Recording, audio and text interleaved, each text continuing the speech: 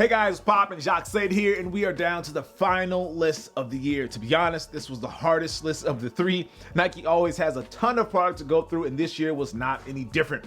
Just as a warning, I think people are going to definitely disagree with my number 3 to number 1, but I honestly feel like this is the right order. So with that said, let's get to it.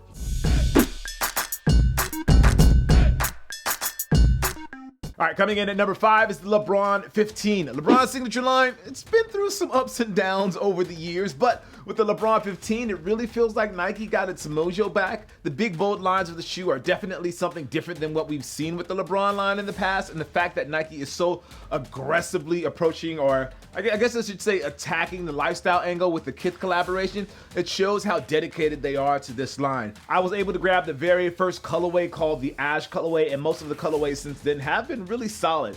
One thing that I enjoy when there is a really nice shoe is when a brand is able to tell some great stories through the colorways and make the shoe mean more than just a red or a black. With the LeBron 15, Nike seems to have a good grasp on that, and that's why I selected it as my number 5 on my list, despite the $185 price tag. I'm sticking with basketball for the number 4 shoe on my list, and that is the KYRIE 3. Nike Basketball has had a few models to get it right with the KYRIE shoe, and it looks like with the KYRIE 3, they finally done it. Now, I know what you're thinking. Nike's already moved on to the KYRIE 4, but I don't think that should take away anything from the previous model. First of all, the shoe was very nice to play in, and it fit the style of the player of KYRIE to a T. Nike did a great job with the colorways on the model as well, and they told some really great stories. I personally like the ones where they tied them to his past, and then also his appreciation for Kobe's mentorship. Another check in the win column for this shoe is the pricing. Expensive basketball shoes have kind of fallen out of grace with the sneakerhead community, and by keeping Kyrie's signature shoe at $120, I think Nike hit a good place as far as financials go. So between the colorways and the price and the performance of the shoe, the KYRIE 3 is in a good position for number 4 on my list. Okay, this is where the controversial picks start. For number 3, I'm going with the shoe that I know many will probably call their number 1, but for me, it's number 3 on my list.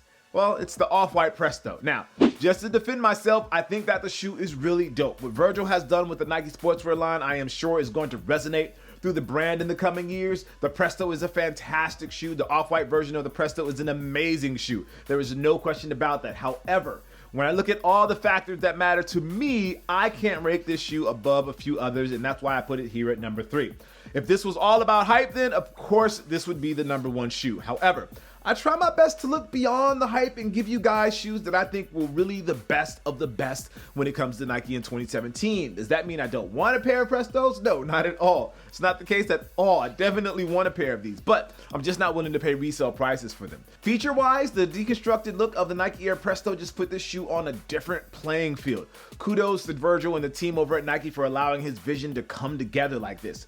That being said, the off-white Presto is my number 3 pick of the best shoes of 2017 for Nike. All right, before we get to the top 2 picks of 2017, I have a few honorable mentions that I thought I would let you guys know about. First up is the Nike Air Force 1. Nike has been giving the Air Force 1 a lot of love, especially towards the end of the year, and I think it's worked out for the better.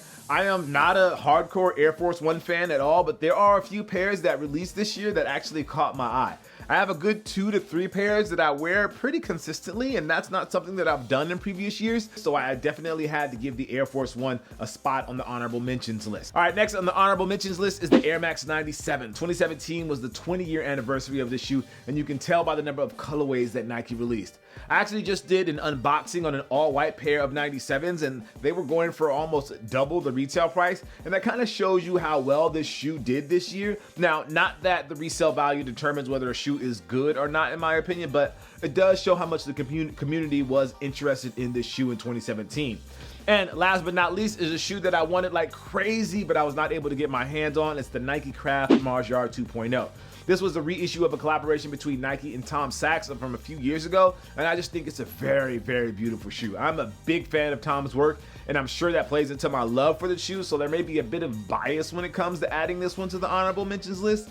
Either way, those are my pick for honorable mentions: the Nike Air Force 1, the Nike Air Max 97, and the Nike Craft Mars Yard 2.0. Coming in at number 2 is a shoe that could have easily taken the #1 spot, the Nike Zoom Vaporfly. Now, just as a disclosure, when I say the Nike Zoom Vaporfly, I'm referring to all of the different versions of the shoe. That's the Elite and the Zoom Fly.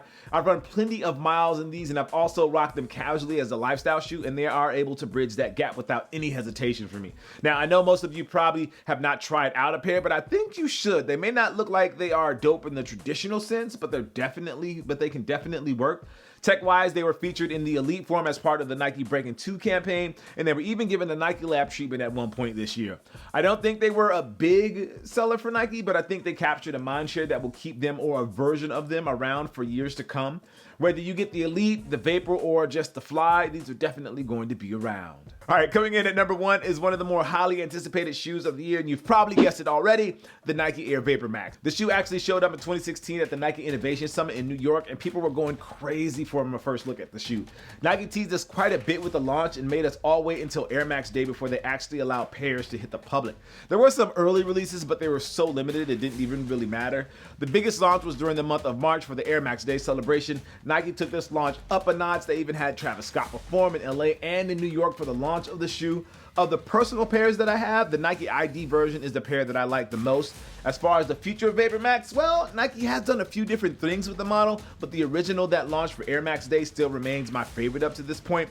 As far as the future goes, I'm sure that Nike has more plans for the shoe, and I'm looking forward to seeing how they update and adjust this silhouette for the public. But those air bubbles and that FLYKNIT upper, well, they're hard to beat when it comes to the best Nike shoe of 2017. So that's it. Bang, bang, bang, bang, bang, bang. Those are my personal top 5 Nike shoes of, I don't know what that was. My personal top shoes of 2017 with a few honorable mentions. Of course, I'm not the only one here. I want to know, what are your top 5 Nike shoes of 2017? Again, you don't have to own the shoes. I don't own some of these on the list that I put here. I just want to know if you thought of a shoe, or what are your 5 shoes that you felt really personally represented what Nike represents in 2017. Let me know your thoughts down in the comments below. As always, make sure you hit that thumbs up button, and if you really like what you see, be sure to subscribe for more content and stay tuned, because I have a lot more coming just for you. I am Jacques Slade. This is my top 5 Nike shoes of 2017, and as always, guys, I appreciate you. I'll see you soon.